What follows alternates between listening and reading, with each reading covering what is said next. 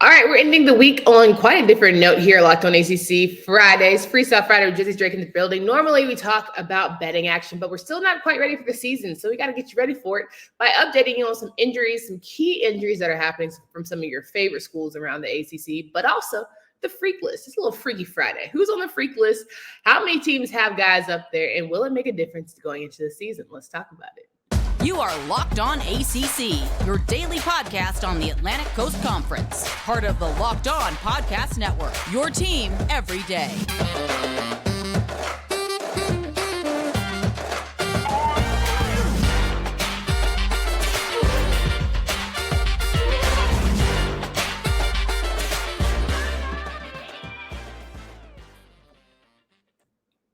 What's going on, everybody? Welcome to today's edition of Locked On ACC. I'm your host, Candace Cooper. Thank you so much for joining me today on this Freestyle Friday. I also got Drizzy Drake in the building. He's from Locked On Seminoles, where he holds it down each and every day with his fellow crew over there, Max and company. And they make sure that they give you all the insights on the Seminoles. We also have here a cast of hosts that help us out. So if you check us out every single day, you download, subscribe to the pod, but more importantly, you make us your first listen each and every day. You leave 5 stars on the Apple Pod or Spotify because, we need 5 stars at all times. So we're going over today's show, a lot to go over. We're not quite ready for the season, but we're getting close. It's almost there. I mean, I know we talk about this being a basketball conference, but maybe, it's always known to be a football conference. Who knows? I saw a lot of tiffs going on today between Stoops and Calipari. And I'm just glad our coaches know how to behave with each other, Listen, Mark Stoops, future FSU head coach in waiting. I'm just going to say that now. But with Mark Stoops, yeah, I thought that was really interesting. I mean, Calipari, I'm a big fan of him, but he's won, one championship at Kentucky? He's the highest paid coach, actually almost, I think, across the entire league. Yeah. And he lost to St. John's in the first round? St. Peter's in the first round? Yeah. Yeah, Stoops, he's done a little bit more the past few years, especially with probably a little less backing. So talk that talk, Stoops. I'm just like, okay, why can't we do this in front of, don't do this in front of company. Like that's always been the thing, right? You don't act up in front of company. You show a vote of support. Like, don't get me wrong, I want them to win 10 games. I'm like, bro, we want you to make it to the Final Four, but here we are. Like, ooh, it was just getting real dicey real quick in my personal opinion. But that's neither here nor there. Why we come to this stage, why are we bringing you guys? Because a lot of teams have a lot of issues going into the season if they have any player, especially a star player, go down. And recently, we got breaking news a couple of days ago about Sam Hartman of Wake Forest, the starting quarterback who helped Wake Forest get to Atlantic Division Championship last season. He is going to be down for a little bit of time. Not sure when he returns, but it was for a medical condition that was unknown, non-COVID related. Hopefully it doesn't have to do with anything crazy, but there's all intents and plans for him to come back next year if he's unable to perform this season. Now, we've been talking about here on the show all week long how Wake Forest has pretty much been the sleeper team. Everyone's not really been given the hype that they deserve, and yet they are the defending Atlantic Division champions. Now, this throws a whole big old fat wrench into plans if Sam can't go. What were your thoughts when you heard the news, especially for someone who has a team like kind of in the middle of the pack? Yeah, because Sam Hartman, I mean, he's the heart and soul of the Wake Forest team, and he's the engine that makes the Wake Forest offense actually run at a high efficiency. Sam Hartman took a huge step last year, and quite frankly, he was someone that you definitely love to root for because he's basically in interviews, he's very approachable. Actually, also you see with this team carrying around a Ja'Cory Roberson, A.T. Perry, making them excel, also them making him excel as well. And then you saw in QB1 too, he actually did go through a similar, I want to say similar because we don't know the extent of his the illness as of yet, but he did go through a period of time where he was sick, and he did lose, I think, 30 pounds prior to his senior season. So hopefully, the awesome prayers are with him and his family. He gets better. He gets back to basically being able to back on the football field. But with Wake Forest, now you have a situation where you don't have a single quarterback that's attempted more than 5 passes in a Power 5 game, backing him up with Michael Kern and Mitch Griffiths. Mitch Griffiths, I think, was the one that was announced as a starter from Dave Clawson. But to me, now it's come to the point where Wake Forest opened as an 8.5. I guess the win total was 8.5. Now it's down to 6.5. So that was a 2.2 win swing for that Wake Forest Demon Deacons. And now to me, it shows that Wake Forest, we have no idea what they're going to be moving forward.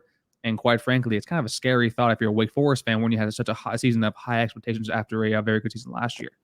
Yeah, 100% agree. And Sam Hartman, of course, is the heart and soul of that Wake Forest team. He's obviously gotten a lot of support from his teammates, coaches, and just the Wake Forest nation. And so I think it'll just be great to see him back. You even saw Mac Brown tweeting out about it, saying, the game is better when you play. And of course, everyone wants to get beat by, the full deck. I hate when people are like, oh, well, you didn't have all the cards on the table. So of course you make excuses. But I think that I personally enjoy watching Wake Forest football do well because they have, the best available. And so hopefully he gets the help he needs and all the things, and we move on from there. He's not the only kind of star asterisk. We're like, okay, what's going on here when it comes to injuries around the ACC? FSU saw Kayden Lyles, a really important, some may say even starting offensive lineman, go down. Kayden Lyles is someone who, Seminoles, I see your face already starting. I felt like it was an important thing because it was all over the Twitter sphere, but maybe you're just like, we'll be all right either way it goes. What were your thoughts, Drizzy Drake? So to me, it depends on how you saw Kayden Lyles coming into the year. Max and I talked about it on our episode actually today, basically with Kayden Lyles. Max did not see Kayden Lyles as a starter heading into the year. Kayden Lyles was a transfer from Wisconsin. He transferred in this past spring. I had him as a starter primarily because he does have the Wisconsin background. And then I wanted our backup center, who was Maurice Smith, to basically, have a full offseason of rehabbing, gain some weight because he was a little bit of a smaller center. Now, Kayden Lyles was a huge injury risk, primarily because he previously had a knee injury last year, and he had 2 separate hip surgeries the year before and then the year before that. So you kind of knew the risk coming in. But to me, this team has gone much better with depth along the offensive line. We now have 19 separate scholarship athletes along that line. We got, which is something that we didn't have 2 years ago when we only had 9. So that just is a testament to Alex Atkins, who to me is the best coach on that entire staff, assistant coach, head coach, regardless. So to me, the loss of Kayden Lyles is not good, obviously, at all. Not good at all, period. Hopefully he's able to apply for the medical redshirt for his 7th year. But to me, it's not panic mode yet unless we lose another offensive lineman, which with the way fall camp has gone for basically a lot of these teams out here, I might have to hold my breath on that one. What's going on with the state of Florida and centers and offensive linemen? You saw the Tampa Bay Buccaneers have their second center go down, and I'm just wondering what's up with the big man. Maybe it's the heat. Maybe it's not stretching good, not hydrating well. It just seems like there's a lot of mess over there in Florida. Listen, it's a different kind of hot out here. Like it's 100%. And especially with me and my fellow brothers in the tribunal thickness, it is not a good time when you're out here exercising, out in that heat, cramping is happening. And also when you're moving around like that, it ain't easy. But also we know football is an aggressive game and injuries happen all the time, especially along the trenches, whether it be a cut block from either position or basically. So to me, it's rough. It sucks, but we're at a point now where you have the next man up mentality. And also, especially because I'd rather have it happen now than hopefully happen, in the middle of the year where basically you got shuffle around. At least now with fall camp, you're able to test out this new combination to see who can actually fill in that role heading into the year. That's very true. Last injury to talk about, as we mentioned a couple of days ago, Antoine Green, a wide receiver at a UNC, tweaked a little bit, had a little hitch in his step, and he might be down for some time for the Heels, which when I was reading the depth chart for UNC's wide receivers, it's real bleak. Doc Chapman, Justin Olsen. Of course, you have Josh Downs, but he's pretty much like a do-with-everything, a gadget player, You have Kobe Paysauer, you have J.J. Jones, and I'm reading the names like, I know I'm getting old because I don't know these guys or these cats as much as I should, besides just hosting the show. And so I'm saying to myself, if we're struggling to find a quarterback, now we're struggling to find who he's going to throw to. Dang, British Brooks, you better have the year of your life, Brody. You better get on that Sean Tucker vibe and just throw it out. Have a Heisman campaign run because that's what we're going to have to do on this offense, on top of having a mediocre offensive line. So I don't know, whoever is deciding to put UNC at the top of the coastal food chain, please stop. Just right now. Just stop it right now. I don't want to hear no complaining when the baby comes out the wash. I don't want to hear it. I wouldn't either. But, with losing Antoine Green, I didn't know this. He actually ranks second in the entire conference with yards per catch with almost 20, which is something that, man, we need wide receivers at Florida State. So I would have loved to have a kid like that because that sounds great. But then, this just shows how important Josh Downs coming back and staying with UNC is going to be for probably Jacoby Criswell or Drake May, whoever actually is the starter. Now, y'all can keep him upright. We'll see. But, this is basically, it's going to be, he just made a hard job even tougher when it comes to quarterbacking the Tar Heels this year. Yeah, listen, we don't talk a lot about NILs with UNC, but I'm sure that money got to be right for Josh, because ain't no way I'm playing behind these young cats out here, not knowing what my situation is going to be. So, but he loyal to the soil, so I give it to him. Listen, I ain't mad at you, but it couldn't be me. All right, today's episode is brought to you by BetOnline. As you all know, betonline.net is the fastest and easiest way to check out all of your betting needs. You can find all of your favorite sports and events on the #1 online source for odds, lines, and games. BetOnline continues to be the top online source for all of your sports wagering information. You can do live in-game betting, scores, and they give you podcasts so you can kind of get right with that betting action. If you want to learn a little betting 101, it's all there for you. Head to BetOnline today or use your mobile device to learn more about the action happening today. BetOnline is where the game starts. So rocking and rolling here with Drizzy Drake of Locked On Seminoles podcast. And of course, he takes us through all of the fun things on Freaky Friday. Freaky Friday, I would say, is usually, what is it usually? Usually Freestyle Friday. Freestyle Friday. Come on, girl. We ain't got no rules here. It's been the longest week of my life. I've been in California since Sunday, came back just today. I actually got my flight canceled because there was a horrible storm where I was. So I was stuck in Austin yesterday and then eventually got my way back to where I needed to be. But let me just say, California is a beautiful place. I see why Jordan Addison went there now. It's hot as hell, but I get it. If you want to be freaky, however, you want to make this freaks list that comes out from The Athletic, you have a great opportunity to see some really good players here in the ACC. And as we know, preseason has favored the Clemson Tigers, and it should, considering they had 4 of their defensive linemen defensemen make the freaks list. Some of the highlighted names, of course, Myles Murphy, who I voted for Player of the Year, Brian Brzee, Trenton Simpson. Like, it's tough not to really root for those guys when you know the kind of force and energy they're bringing this season. Yeah, so Brian Brzee is someone that basically, I've actually ran into him in person back when he was a high school recruit, because I was in law school in Baltimore at the time. He's from, I think, Damascus, Maryland's the area. And I remember either there was a camp or there was a game with one of the bigger schools, I think St. Francis Academy in Baltimore, which there's a great HBO documentary actually about that school. That man, I say man because I think he was 17 or 18 at the time, is one of the largest human beings I think I have ever seen. And then you see basically with his... He's what, like 6'5", 270? He's 6'5", 310. And this man can bench 400 and like almost 50 pounds. No, this man's not trying out for the NFL. He's trying out for the Avengers. Yes, it makes no sense to me. But then that just goes to show that it's like him and Myles Murphy, like Clemson's defensive line. Like I will stunt for Robert Cooper and Fabian Lowe for Florida State. I think we have a top 3 defensive line. But then you see the talent and the bodies that freaking the Clemson defensive line has. No wonder they always are they're banking on their defense for this year. But I mean, once they're gone, what are they going to have? But for right now, they literally have the monsters along the defensive line. And I'm really excited to see, if you're talented, anybody can coach you, right? If you don't have to try and reinvent the wheel. And I truly believe that in Clemson's case, it won't be a reinvention of any said wheel. It'll just be a reload. They'll be good to go. And it almost be like they're pissed off because of last season.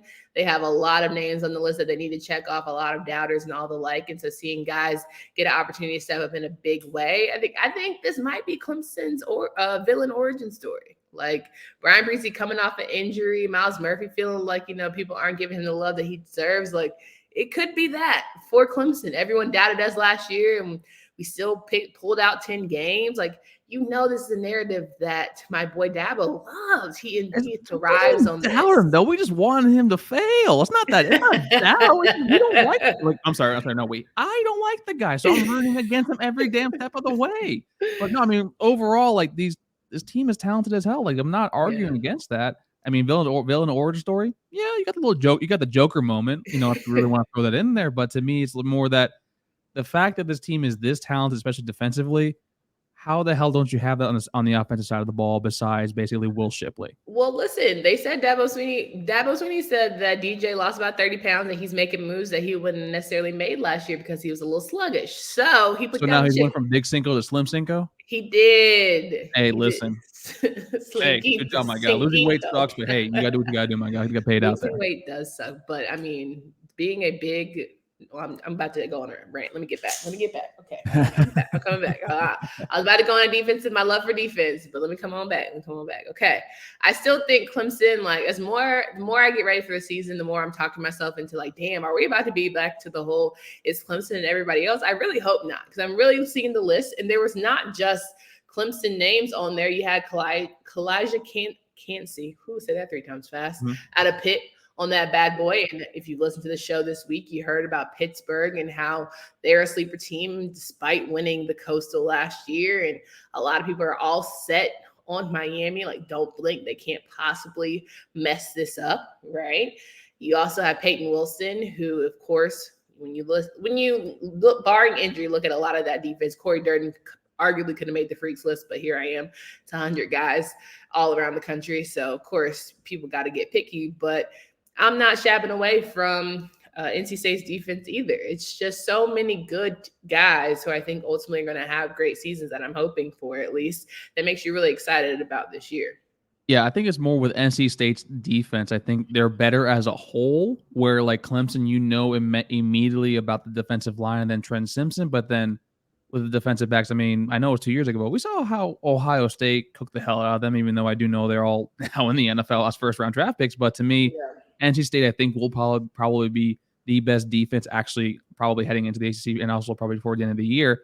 And then I kind of want to look over at Louisville, too, because they had 2 players on there with Trevor Reed, left tackle, who's doing his best Mekhi Becton impression. And then you have Yaya D. I hope he's not doing a Mekhi Becton. No, not Mekhi Becton going to the Jets. Mekhi Becton on Louisville, which, okay. Prayers to that kid, because that kid's super talented. Hopefully can, find a way to stay healthy. But then you also have Yaya Diaby on the defensive line. And then also you have, I think, Tyler Harrell was also on there, but like the kid that actually did transfer from Louisville. So it kind of shows that Louisville has a bunch of athletes on that team. So maybe this is a team that we kind of have to watch out for and look at as a potential dark horse in the Atlantic. I'm pretty sure we had an episode on that. And for those who haven't checked it out yet, I've thrown it in the world. So for all of the Louisville fans that like to yell at me on this show, you need to pay attention. I'm here for everybody. I'm rooting for everybody. Don't yell at Candace. Yell at Scott Satterfield. He's the one that's messing it up for y'all. I know. Y'all can yell the comments at the guys. Don't yell at me. I'm just over here reporting the news. I'm just minding my business. And y'all throw way more strays than I do. I ain't gonna hold you. Like, y'all throw a lot of strays up in here. Oh, because I don't have to deal with the comments. Between you, Kenton, and AJ, it's a lot of strays that get thrown out here, which is like not bad for business. Everybody can and we'll get them, man. Your hands are ready to eat for everybody. I don't give a damn. Yeah, JJ's always nice and positive. He always likes to look optimistic, except for, Duke. But, he'll figure it out eventually. All that to say, when you look at the freaks list, and I'm sure they have like an offensive freaks list. I don't know what it's called, but here we are.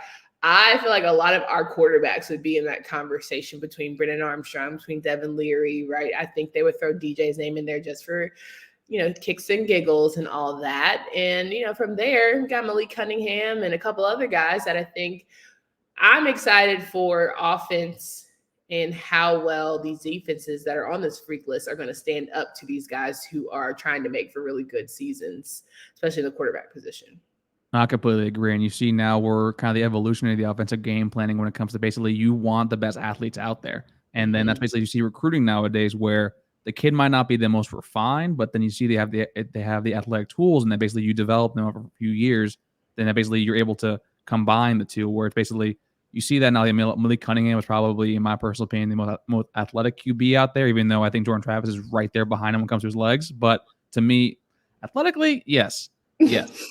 And that's a lot coming from me. You know that. I do. Okay. I do. Okay. But to me, like, basically, like, it's fun. We're in a really fun time watching football right now when it comes to basically the progress actually on the field, which we're only 17 days away from week 0. FSU is playing. We got some other people playing too as well. And I'm just really stoked to finally have some football for the basketball conference. Come on, Duquesne, whatever you want to call him. Fighting David Duquesne. Let's go. No doubt. We're here with there it is. We're here with Drizzy Drake of Locked On the Seminoles. That was an excellent rejoin, Candace. We love stuttering through our stuff. It is Friday, so you guys can bear with me. And it's been a long week, and there's been a lot of good things to catch up on. So make sure you check out all the episodes. But Drizzy Drake is here, and of course, I had to get Mr. Legal himself, Mr. What is the word? What is the department from the NCAA for all the compliance, Mr. Compliance Yeah. himself, thinking about just all the moves and the dealings that ACC is doing right now, getting that deal with the good Lord, what is the word I'm looking for? Trying to work out their deals and contracts and hiring the agency to basically help them with their financial alignment towards how they can best utilize their assets. This is like an email type professional speaker right now. Best utilize their assets in order to ensure that the conversations towards realignment sort of die down and you can make the current schools happy. What were your thoughts when you heard about the Big Ten and their signings and like, all right, Phillips, what we doing, big guy? Well, before I start getting into that, folks, none of this is legal advice. I am required to say that for my Florida bar and ethics thing. So this is not legal advice. This is solely my opinion of how I think things should happen or basically how things are going down. Well, these people don't even know your real name on here, so it ain't even like they can come find you. Man, my face is not hard to find. I'm not going to lie to you. It's not that hard. But I mean, the way I kind of saw basically that you kind of need to do that because right now the revenue sharing when it comes to football and then for other programs that are basically they care more about sports like basketball or baseball. I mean, no offense to UNC, which I know you're going to hate what I'm about to say, but when FSU is the highest revenue earner, actually, or highest profit earner for the entire conference, and then we give you guys a lot of the money for basketball, but you don't share any of the basketball money with our own school, that kind of does make some people feel some type of way, correct? Why we need to share our money with you? Leonard got it going on. Why we need to share our money? We go to one Final Four and like now y'all want the money back. It's just ridiculous. No, because we share the money with football. Even when football's bad, we're still making a lot of money. Okay. I That's guess. I guess too. I mean, I feel like Sam Howell made a good bit of money for UNC, throwed it in the pot last year, but maybe not. Okay. Not as much as I would think, which is kind of surprising. George Travis making money? Okay, let me find out. No, the brand still holds weight. Come on now, but does it? Okay, I'm joking. Help me out, guys. But no, like seriously, with the Big Ten additions though, with the basically them leaving ESPN and then going now with it's CBS and as well as Fox. This to me, and also NBC. That last one's very important because Notre Dame has the NBC sort of television deal already right now. And this financial revenue kind of, sharing situation, that's going to be really important moving forward because I have a very, very strong feeling that Notre Dame is going to most likely use their football and probably make some sort of deal, some sort of contract or some sort of, arrangement with the Big Ten for football revenue, for football television, for football games. That could be something that definitely could be approached. How can they be a separate conference with the one sports for one? And then, you know what I'm saying? Like, how can basketball, swimming, tennis be in the ACC, but then football is in the Big Ten? You can still do that. Can you do that? Mm-hmm. That's very terrible, but go ahead. I mean, and that goes, because me personally, I'm in the belief that eventually college football is going to break off and probably go into the CFP, whereas the NCAA kind of runs the rest of the divisions. But to me, I worked at a former school where we had lacrosse, Division I in the Big Ten, but then everybody, all of our other sports were actually under subdivisions and also in different conferences as well. And you also see Florida, when they have lacrosse, they're not in the SEC. They're in the American. So it's a lot of, I'm not going to go too deep in the details because it's compliance work and I'm not trying to bore everybody on here. And no, you're not boring. I'm very fascinated. Yeah. So screw everybody else. But it's more of a membership type thing where you're extending your invitation. It's just a lot easier for you. And like, also we've had the Power Five for so long that we've been so used to what we have, but now basically seeing not a change in the guard, but now the haves are, basically outweighing the have-nots at this point. So with Notre Dame with NBC, Notre Dame is probably, in my personal opinion, the biggest brand in college football, aside from maybe Ohio State, Alabama, and Michigan. So to me, they kind of can pick where they want to go. Because also, they don't need to join any conference, but the money is going to be there, and especially with the Big Ten kind of having this agreement with NBC, that to me is definitely going to be a reality maybe within the next 5 years. Well, I'm wondering if they're trying to ensure their spot in the college football playoffs with a big conference like the Big Ten, right? Mm-hmm. Because now you're starting to see, okay, we're going to give a G5 a chance. We're going to give the Cincy's of the world a chance. And maybe that's something that we'll see more of, or maybe now that Cincinnati is going to the Big 12, it won't be as big of an issue. But, I think for Notre Dame in general, to me, ride the tide of independence as long as you can. What's the point?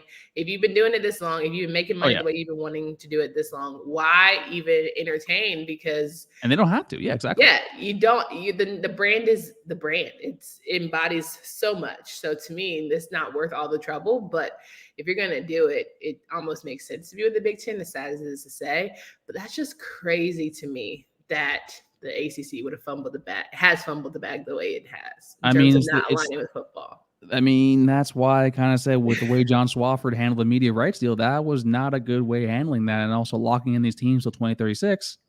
You're going to get a lot. You signed your life away. This is the ACC Illuminati. You know what I mean? Like that's how this is how it's going. You signed your life. You're stuck here. But no, when you're stuck till 2036, you kind of have like, okay, our brand is diminishing, our market value is diminishing. You're seeing these other schools and these other conferences getting big deals, and then also now you have Amazon and Apple streaming services that want college football too as well. I wouldn't be surprised if the Big Ten makes a play for them as well. So to me, the Big Ten is going to be the most powerful conference. I know the SEC has a whole lot of stuff out there when it comes to their boosters, but I think the Big Ten has a larger, wealthier alumni base and a larger revenue standpoint that they're going to be grabbing from all these student TV deals. But the thing that annoys me about Apple and Amazon, like very seriously, is like it's almost like you're starting to put people in brackets where your teams are inaccessible. Like to be able to just turn on my TV and having like my 4 channels, right? If I'm just country Bama girl from around the way, I got ABC, CBS, NBC, and I'm good to go. I watch my football, my basketball, and whatever. Now you're telling me I need Apple, I need Amazon, and all the things. Like it's gonna get dicey because you just want your average Joe to still be able to participate. It's hard enough being able to like actually go to games nowadays to financially afford. Like, don't sell yourself out of the market for like the people who've been riding or dying for you, forever. That's listen, people. I was telling people back when Netflix and that stuff like first was getting big. I'm like, listen, y'all are going to be complaining now about like cable. You're going to wish cable was coming back to be a lot easier to watch these damn games. And also be a lot cheaper because those Netflix costs are actually coming up through the roof. And now I'm paying for Netflix, Hulu, Disney Plus, HBO Max, Crunchyroll. I'm paying for all this nonsense, man. No, I'm about to be broke as hell with cable. Shove cable. Okay, listen, it's but the accessibility is definitely going to be an issue. Yeah, for sure. And I think we all know how we've been talking about since the beginning of realignment. Like, people don't care about the peons. It's all about the top dollars, big wins, money moves, all the things. Like, if it can affect your bottom line, which is for some people like living in the bracket that we'll never see, then so be it. Like, who cares if you can't access it? Like, maybe you'll be able to go to a bar or streamline one of these days. But even for bars who have to now get Apple TVs and Amazon subscriptions, like that's asking a lot and just hoping for the best. But I digress. UFC is ESPN Plus now, so yeah. This is true. I could cry all day. Drizzy Drake, it's always a pleasure to have you here. What? Okay. Yeah, Drizzy Drake. It's always a pleasure to have you here on the show. Whew, so glad it's Friday. Can you please remind these folks of where they can find you, follow your work? You can follow me at Tally__Drake. You can follow my co-host at Max Moody at MaxMoody17. You can follow Dave, the boomer of our entire group, actually at FSU Knowles. The O is a 0 and the S is a 5. He's like 1,000 years old. And then you can follow the podcast at Knowles Anonymous, where we engage with our fans, get things for episodes. And as always, we're fans first, people second, and content creators third. Absolutely. Guys, come back on Monday. We're going to gear up for the countdown of week 0. We've got a lot to discuss with some of our teams. They got a great opportunity to start things off the right way for Candace Cooper and I almost said Kenton Gibbs. For Drizzy Drake, have a great evening.